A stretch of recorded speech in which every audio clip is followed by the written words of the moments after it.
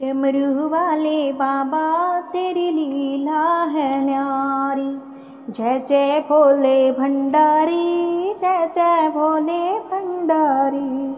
हर हर महादेव। दोस्तों, भक्ति सागर सोनिका चैनल में आप सबका स्वागत है, जिसमें आज हम आपको सुनाने जा रहे हैं शिव महापुराण का 51 से लेकर 60 तक के अध्याय की कथा, तीसरा खंड, जिसमें हम आपको शिव गौरी विवाह का प्रसंग सुना रहे हैं। पिछले अध्यायों में हमने सुनाया कि कैसे भोलेनाथ की बारात हिमाचल नगरी में पहुंची और रानी मैना अहंकार युक्त होकर अपने दूल्हे अपने जमाता को देखने के लिए नारद से पूछ रही है कि मेरा जमाता कैसा है।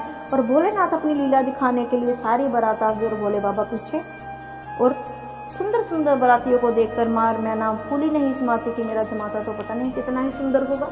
और अब देखते हैं कि माता मैना के दरवाजे पर जब भोलेनाथ दस्तक देते हैं तो उनको कैसा लगता है। जिन्होंने हमारा चैनल सब्सक्राइब नहीं किया है, कृपया सब्सक्राइब कर दीजिए, वीडियो को लाइक ज़रूर कीजिएगा, और पिछली वीडियोस देखने के लिए डिस्क्रिप्शन में जाएं, वहाँ पर हमारी सारी कथाओं की वीडियोस हैं, तो आप लिंक वहाँ से दिए गए हैं। तो आइए कथा आरंभ करते हैं। नारद, मैना ने तुम्हारी तथा गिरजा की बहुत प्रशंसा करते हुए कहा कि मैंने अब तक शिव जी को देखा ही नहीं। इतने में शिव जी से मुख आ गए। तब तुमने मैना से कहा कि रानी अब तक पूछ रही थी ना कौन है मेरा जमाता, कौन है जमाता, लो आ गया, ये है गिरजा के पति ने, अच्छी तरह से देख लो। मैना ने शिव को अच्छी तरह से देखा, परंतु शिव की माया अपरंपार, नेत्र ऐसे हो गए कि दृष्टि से संदेह उत्पन्न हुआ। उसी समय शिव जी का दल ऐसा दिखाई देना पड़ लगा जैसे कि सभी भूत प्रेत आदि हैं। किसी के हाथ नहीं, किसी के पैर नहीं, किसी के बहुत सारे हाथ पैर हैं, सभी भयभीत कर रहे हैं मैना को। और मैना भी देख रही है कि है ये क्या हो गया, तो इतने अच्छे अच्छे राजकुमार आ रहे हैं, ये भूत चुड़ैल कहाँ से आ रहे हैं। शिव जी बैल पर चढ़े, त्रिनेत्र चंद्रमा तथा मुकुट धारण किए हुए, बगाम्बर गर्चम गंजचरम धारण किए हुए, हाथों में डमरू कपाल त्रिशूल और सब शस्त्र, सिर पर जटाजूट, कानों में सर्प, 5 मुख मुंड माला धारण किए हुए, कंठ में हलाहल के श्यामल, शरीर में सर्प लिपटे हुए। हे नारद, मैना से कहा कि अब तुम इधर उधर क्या देखती हो, करो शिव के बगानी आ गए शिव। तब मैना ने शिव का ऐसा रूप तथा वैसी सेना देखी तो भयभीत हुई, दुखी हुई और मूर्छित होकर गिर पड़ी कि हे भगवान, ये क्या हो गया। मैंने तो सोचा था बहुत सुंदर दूल्हा होगा। सबको अत्यंत खेद हुआ, सब लोग औषधि आदि लेकर उपचार करने लगे। मैना को चेत में लाए। फिर मैना तुमसे बोली, नारद धिक्कार है, तूने मेरी कन्या का जीवन नष्ट कर दिया। भूत मेरी लड़की के साथ विवाह करने के लिए भूत प्रेतों की सेना लेकर आया है।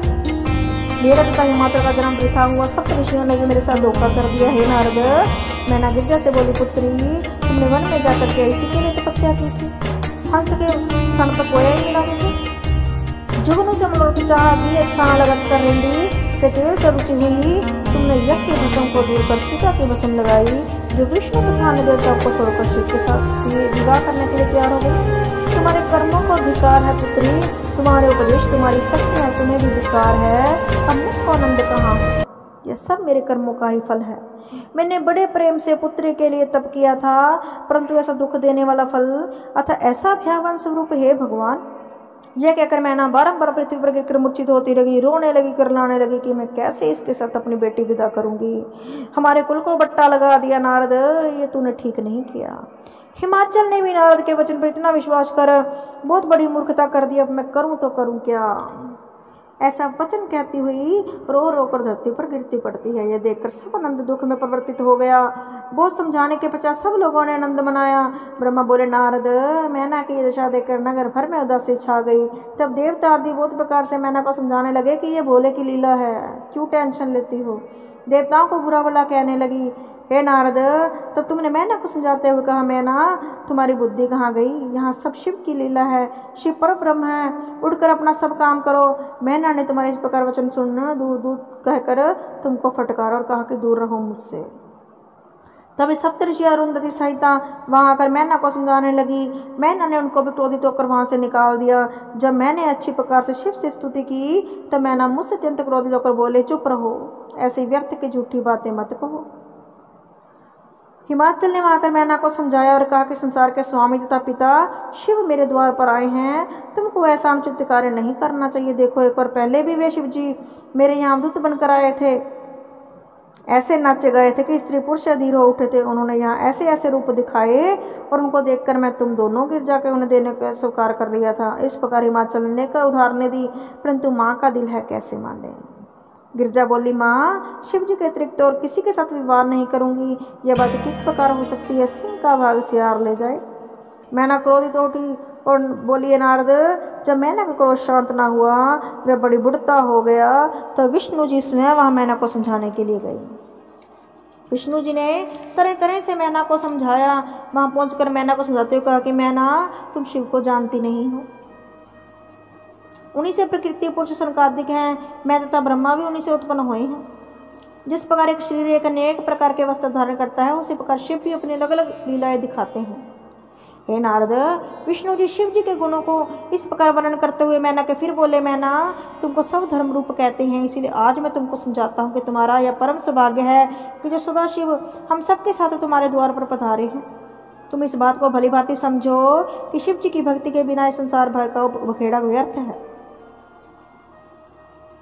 जो मनुष्य किसी को कुछ देने के लिए कहे और अंत में अपने वचन को पालन ना करे, उसके बराबर कोई पापी नहीं। और तुम ये पाप क्यों ऊपर सिर पर ले रही हो? शिव जी तुम्हारा कल्याण करेंगे। मैं तुमसे सत्य कहता हूँ, शिव और गिरिजा का विवाह हो जाने दो, अच्छा ही होगा। विष्णु से मुख से इस प्रकार वचन सुनकर मैना ने कुछ ढाढ़स हुआ। तब उठकर लज्जापूर्ण विष्णु से बोली, आपने मुझको समझाकर बड़ा धैर्य बताया, परंतु मैं अपने मन से विवश हूँ, क्या करूँ? माँ का हृदय है। विष्णु जी ने तुमसे कहा कि तुम शिव जी के पास जाकर निवेदन करो कि वे मैना के हृदय में अपनी माया को खींच लें, जिससे मैना अपने सत्य दशा को प्राप्त करे, गिरिजा का विवाह हो सके, मनुष्य प्रसन्न हो जाएं। तब विष्णु जी ने की आज्ञा पाकर शिव जी के चरणों में पहुंचे और शिव जी विष्णु की इच्छा जान करते तो सुंदर हो गए। उन्होंने वापस अपनी लीला समेटी। एक मुख, दो नेत्र, चंपा के फूल के समान शरीर। उन्होंने अपने शरीर को अति उत्तम बना लिया और सुंदरता एकत्रित होकर शिव जी में स्थित हो गई। जो पर ब्रह्म आदि मध्य अंतरहित करने वाला है, उसने ऐसे रूप से प्रकट होकर कैसी कैसी लीला की। तुम स्तुति करने लगे और मैना से बोले कि हे मैना, अब तुम शिव जी के रूप को देखो। तो मैना ने शिव जी के रूप को देखा तो अत्यंत प्रसन्न हुई। चारों ओर प्रसन्नता छा गई।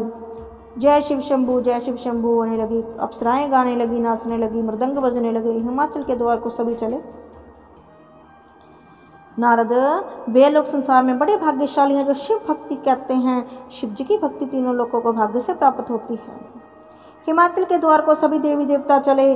बारात चली। देखने के लिए नगर की स्त्रियां चली। जिस अवस्था में बैठी थी उसी अवस्था में भागी। शिव जी को देखकर परस्पर कहती थी कि गिरजा का ऐसा पति तप के कारण ही मिला है। मंगल गान करने लगी। मैना ने अत्यंत प्रसन्न होकर शिव जी की आरती उतारी। गिरजा ने भी अपनी माता से छिपकर शिव जी को देखा। उनका जैसा सुंदर स्वरूप गिरजा को दिखाई दिया, उसकी प्रशंसा कही नहीं जा सकती। गिरजा ने सुंदर स्वरूप को देखकर प्रणाम किया। द्वार चार के पश्चात गायन नृत्य हुआ। जनवास्य को बरात भेजी गई। ब्रह्मा जी बोले, नारद, हिमाचल ने बरात को सेवा के लिए दास दासी और सभी प्रकार की सामग्री भेजी।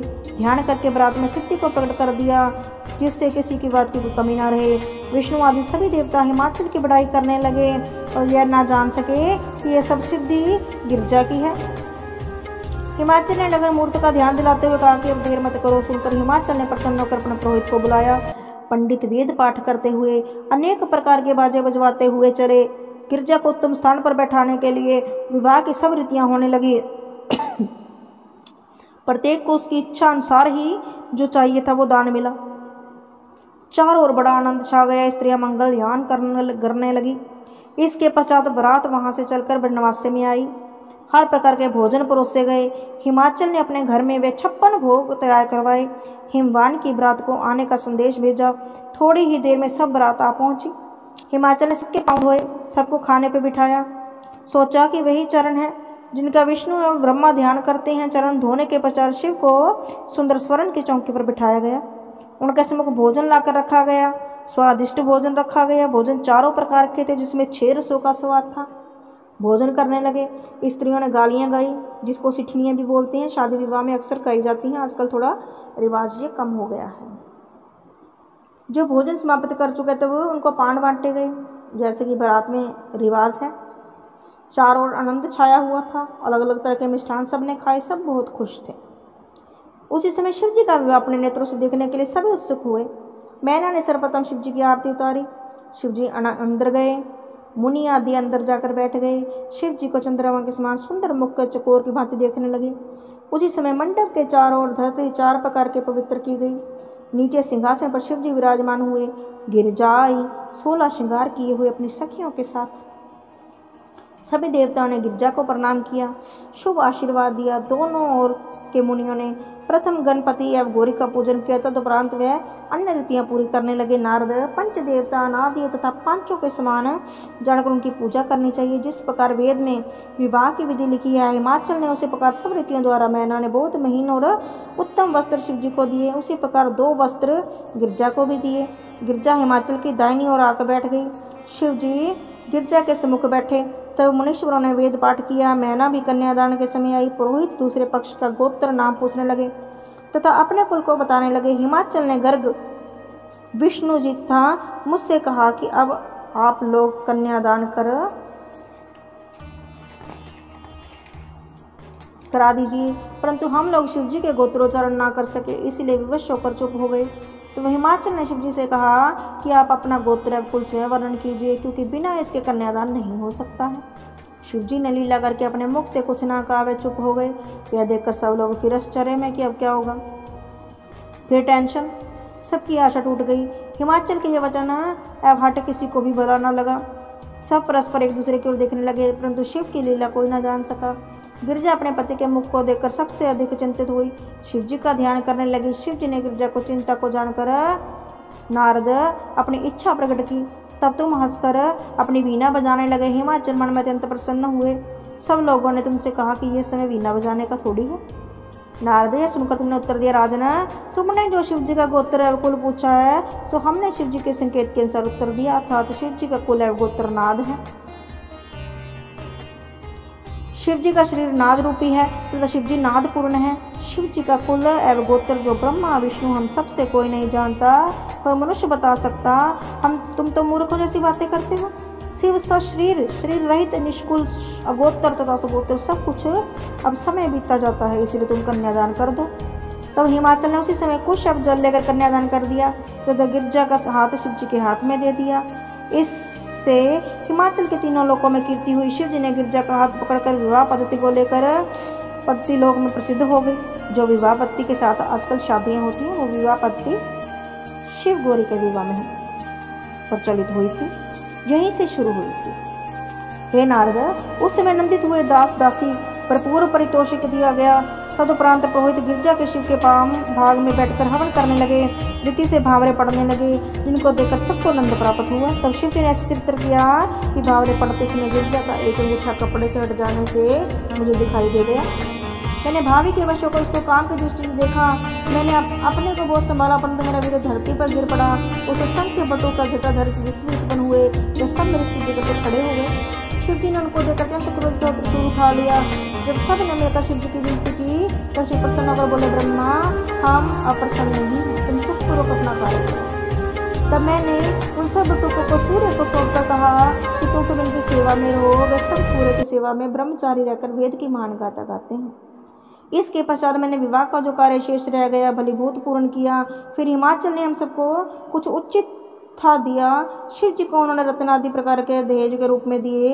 हिमाचल की उदारता से उस समय कोई भिक्षुक खाली हाथ ना गया। फिर सब तो अपने अपने निवास स्थान पर लौट आए, परंतु स्त्रियां शिव जी के घर के भीतर ले जाकर सब रीतियां पूरी करने लगी। उन स्त्रियों ने शिव जी के साथ अनेक प्रकार के हास्य किए, जैसे कि ससुराल में होते हैं सालियों की ओर से। ब्रह्मा जी बोले, नारद, सब रीतियां पूरी हो जाने के पश्चात स्त्रियों ने शिव और गिरिजा को अंतपुर में ले जाकर उत्तम शैया पर बैठाया। शिव गौरी के स्वरूप का जो वस्त्रभूषण से सज्जित था, किस प्रकार वर्णन किया जा सके। सरस्वती, सावित्री, जाह्नवी, अहल्या, तुलसी, शत्रुपा, अदिति, 16 संसार की माताएं जो अपनी कृपा द्वारा संसार के दुख को नष्ट कर देती हैं।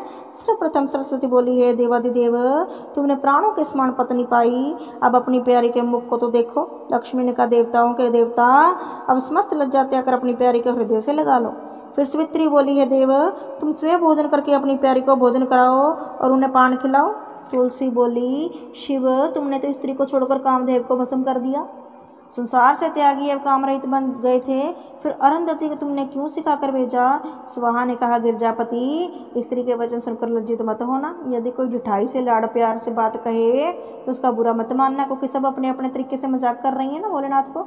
जहाँ सुंदर मंदिर पुष्पों से सज्जित है, रतनदीप जलते हो। ब्रह्मा बोले, नारद, स्त्रियों कैसी हास्यपूर्वक बातें सुनकर शिव जी अत्यंत लज्जित हुए बोले, हम तुम सबके हाथ जोड़ते हैं, विनय करते हैं, हमारे समक्ष ऐसी बातें मत करो।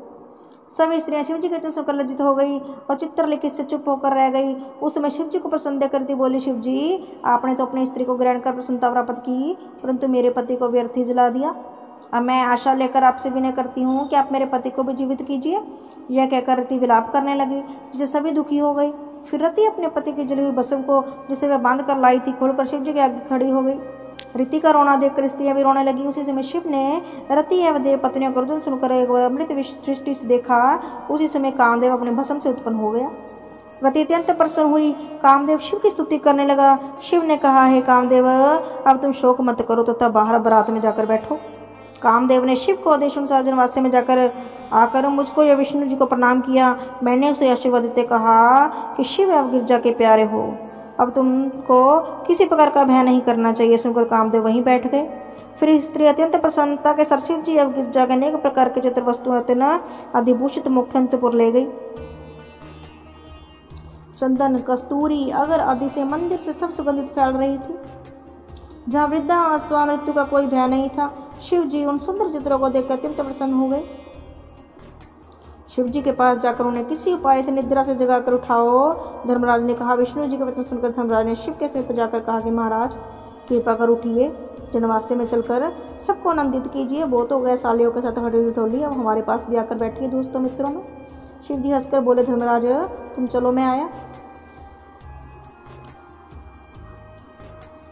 शिव जी जनवास्य में आए। तब हमने सभी देवताओं आदि को भी वहीं बुला लिया। अब सभी एक मंडली में इकट्ठे हो गए, सप्तऋषियों को संबोधित करते हुए इस प्रकार उस स्वर में कहा कि नारद, सप्तऋषियों, तुमने बड़ी कृपा की, केवल तुम्हारी कृपा के फलस्वरूप यह विवाह हुआ है। बहुत सा दान देकर हिमाचल से विदा मांगी। हिमाचल बहुत से लोगों को साथ लाकर विनय करते हुए बोले, नेताओं, आप मुझे छोड़कर जाएं। यद्यपि मैं आप लोगों के भली प्रकार से सेवा ना कर सका हो, सेवा तो क्या आपके चरण भी नहीं धो सका। यह सुनकर मैंने विष्णु जी तथा समस्त देवताओं ने हिमाचल से कहा कि पर्वतराज, तुम तो धन्य हो, तुमने ऐसा आनंद कहीं प्राप्त नहीं किया। इस प्रकार का मनोहारी स्थान तथा भोजन आज तक कहीं नहीं बना है। ऐसा विवाह आज तक कहीं नहीं हुआ है। रिद्धि सिद्धि तुम्हारी चेली है, संसार में तुम्हारे समान और कौन है। इस प्रकार दोनों ओर से नम्रता के वचन कहे गए। उसके उपरांत हिमाचल ब्रात को अपने घर भोजन कराने के लिए ले गए। वहां पहुंचकर ब्रात को भोजन कराया गया। स्त्रियां शिव जी को सुनाकर गाली गाने लगी। तुम अपनी संपूर्ण सामग्री शुभ रखते हुए परंतु अपने भक्तों को सब कुछ प्रदान करते हुए सुनकर शिव जी ने वरदान दिया कि जो इस वृत्तांत को पढ़ेगा वह सदा प्रसन्न रहेगा। बोलो शंकर भगवान की जय। तो हमने सुना शिव विवाह, शिव जी के फेरे, शिव जी को दी गई सिठनियाँ, किस प्रकार विवाह का हर्षोल्लास ऐसी लग रहा था जैसे कि हम विवाह में ही बैठे हैं। यदि आपको भी ये प्रसंग अच्छा लगे तो कमेंट बॉक्स में हर हर महादेव जरूर लिखें। यदि कोई त्रुटि रह गई हो तो क्षमा कीजिएगा। और पिछली वीडियो देखने के डिस्क्रिप्शन में जाएं, वहाँ पर लिंक दिया गया है, देखें। आगे हम आपको अभी हमने आपको 51 से लेकर 60 तक 10 अध्याय शॉर्ट्स में सुनाए। आगे हम आपको 61 से लेकर 65 तक 5 अध्याय हैं वो सुनाएंगे। तो सुनने के लिए हमारे साथ नेक्स्ट वीडियो में बने रहें। धन्यवाद।